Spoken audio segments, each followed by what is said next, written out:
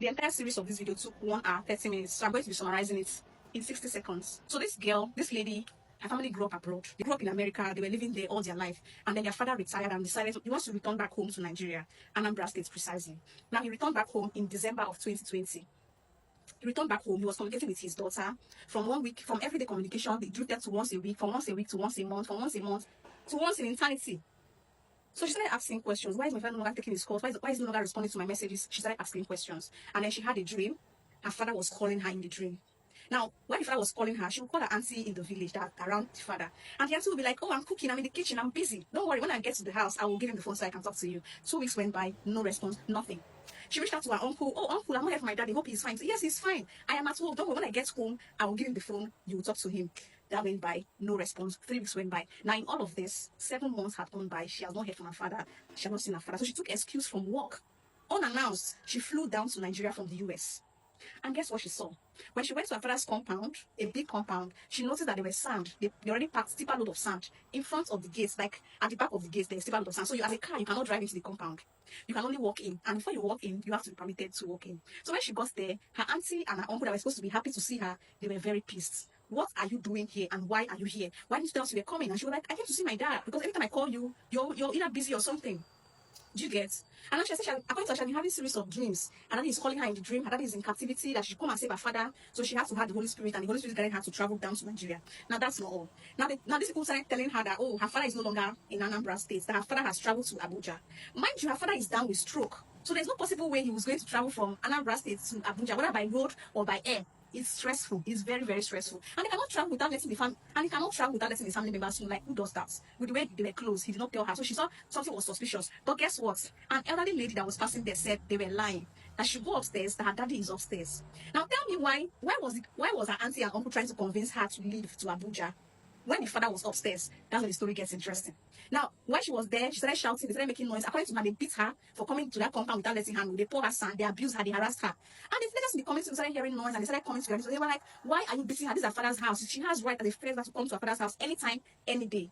So that matter now died down. Now why that hit was going on, a text just came to her phone from her father saying, I am currently in Abuja. I am living in your uncle's house. She quickly reached out to her uncle and the uncle said, oh, I'm at work. I can't reach your father right now. Blah blah blah blah.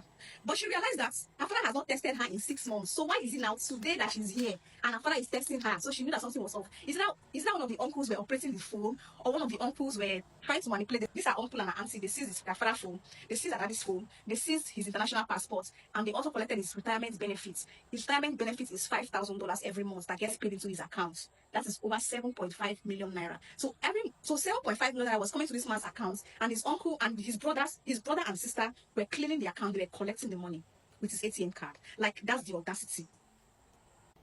Now, since that elderly woman told her that they were lying, that daddy is upstairs, that she go and check upstairs for her daddy, her uncle and auntie refused to let her go upstairs. They said her father is in Nigeria, she cannot go into her father's compound. The audacity. So guess what she did? She rallied around, she got use of the community, she paid them to stay in front of her daddy's gates and do a watch line. They should dance, they should drink, they should just be there. They should just stay at the daddy's gates. That she'll be back in the next morning, they'll find a way. Now the auntie convinced her, don't worry, go back to your hotel room. They even called her a prostitute. That why would she come to the country and she would not let them know that she's living in a hotel as a prostitute? That was why they were beating her and pouring her sand. Now back to the story. So she paid some people to stay there and watch the gates. Like, she just stay in front of the house and watch what was happening. Now these people were playing the use of the community side. They stayed there, they were drinking, they were drunk, they were playing, they were eating, it was the gyration. Now at about 4 a.m. in the morning, some armed men started shooting. They went inside her compound, they went inside her house and the safe was locked, and they brought out her father. They put him in a bus and they drove off. So that was what they called her and told her what was happening. And then she already started praying. She said she prayed for 3 days and the Holy Spirit told her what to do. And then she did exactly what the Holy Spirit told her to do. So for 3 days, she did not communicate with her auntie, she did not communicate with her uncle. She was praying, she was reaching out to the police, she was reaching out to everyone. So she has spent a lot of money. A lot of money has gone down. Now, this is someone that took a vacation, they took a break from work to say, okay, let me spend 1 week and maybe see my dad and leave. But the plans changed when she got there and noticed that they could not let her see her father. So she said that even if she see her father, she's going to take him along. She's going to take him along. Now, when she was still praying, the spirit ministered to her that they have taken her daddy to a shrine. Meaning, if she's going to travel with her, if she's going to see her father would deny taking her out. Her father would deny knowing her. That was why they kidnapped him. They took him to a shrine to make him forget about his children, to make him forget about everything, and to let everybody in the village know that he wants to stay back there. So she was praying, and when she was praying, somebody came and texted her and said, oh, your daddy is now fine, your daddy is now back from Abuja. They started telling her places stories so that she can be able to go back to that house, and then the ritual that they performed would, take effect. But according to her, the Holy Spirit told her not to go. that it's the plan. Once the father sees her, the father will deny knowing her. The father will tell her he doesn't want to see her. Now, this girl struggled her way, went to the Igwe summoned her, and the auntie said that the father has been going through treatment, the father has been going through medical history, someone that is down with stroke. So the Igwe told her that she should bring medical reports with doctor's reports that this man has been attending medical whatever. And that was like this woman, this auntie disappeared. She never went to the Igwe, she never went to the chief council of chiefs, which was very disrespectful. Now on the first day, after her spirit minister told her to go and check on her father, she went there and then the gate was locked. She ordered people to break the gates, they broke the gates, and then they went upstairs to the last floor.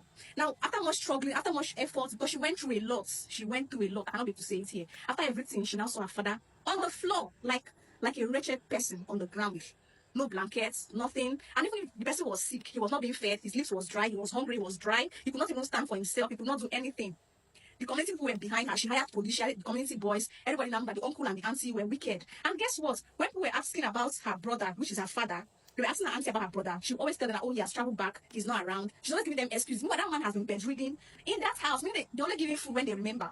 They only send him anything when they remember. They just lock the door. The door was locked. They had to break the door open. And they saw the father lying lifeless. Now, according to her, she had to reach out to her work to give her extended period of time. This happened for a whole month. She took her daddy to the hospital, and then she got him recovered. He was there for months. He was healing. And when he was in the hospital, she didn't let her auntie or her uncle visit him. She put police there and military youths that were there. They were watching over her father while she was running around. His visa was seized. Sorry, his passport was seized. She had to renew his passport. She had to do everything. And finally, she was able to relocate her father back to the US. This happened in 2022, and she's testifying in 2023. Like, this testimony was scary, but I know that he's alive, and I'm very happy.